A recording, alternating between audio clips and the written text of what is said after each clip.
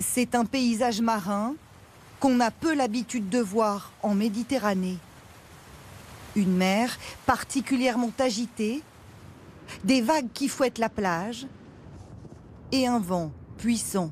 L'être humain il est bien petit face aux éléments, hein. C'est grandiose. Moi je suis stupéfait par l'aspect, cette tempête-là on est très petit et qu'il faut faire très attention parce que là les éléments sont déchaînés.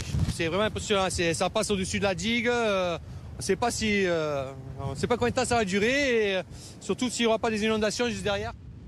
Alors que la tempête Gloria continue à frapper les Pyrénées-Orientales et devrait perdurer encore au moins 24 heures, la journée de mercredi pourrait s'annoncer comme la plus difficile. Dès les premières heures du jour, nos équipes essuient des pluies diluviennes. Vous voyez le débit et le niveau de l'Agly, un cours d'eau qui a pris plus de 3 mètres par rapport à son niveau habituel et qui est encore en train de monter parce que les pluies ne s'arrêtent pas ici. L'Agly, c'est ce petit fleuve côtier, d'ordinaire tranquille. Il subit à l'heure actuelle une crue cinquantennale, débordant sur de nombreux axes routiers.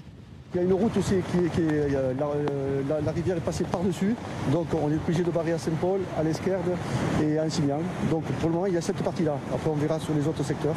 Il y a des gens qui essayent quand même de passer. Ah, il y a des gens qui essayent de passer, mais on essaye justement de faire un peu la police.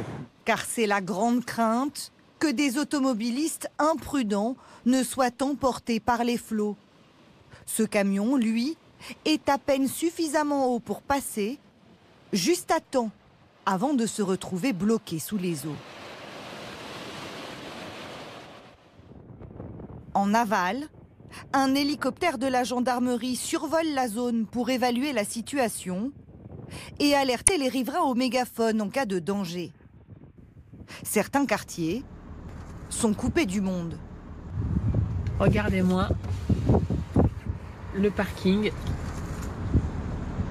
il est plein d'eau.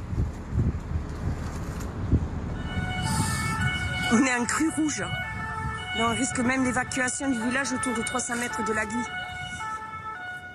Après les précipitations de la veille, les sols, gorgés d'eau, n'évacuent plus les nouvelles pluies. La situation est instable et peut basculer à tout moment. Les pompiers tentent de prendre les devants. Se réfugier toujours au premier étage de la maison, surveiller les cours d'eau.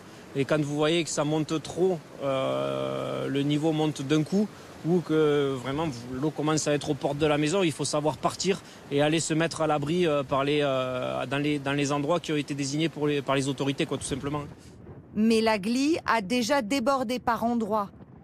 Au moins 1500 personnes ont été évacuées dans le département des Pyrénées-Orientales, ainsi que dans l'Aude, comme ici, à Limoux. La nourriture apportée par les services de la Croix-Rouge, la protection civile, des commerçants, des artisans, boulangers, pâtissiers, un restaurateur tout à l'heure qui est venu nous apporter des plateaux de victuailles. Donc ce sont des gestes de solidarité qui marquent et qui touchent. Par anticipation, les départements de l'Aude et des Pyrénées-Orientales ont annulé les transports scolaires et demandent aux parents de ne pas emmener leurs enfants à l'école ce jeudi. Plusieurs axes routiers sont également fermés.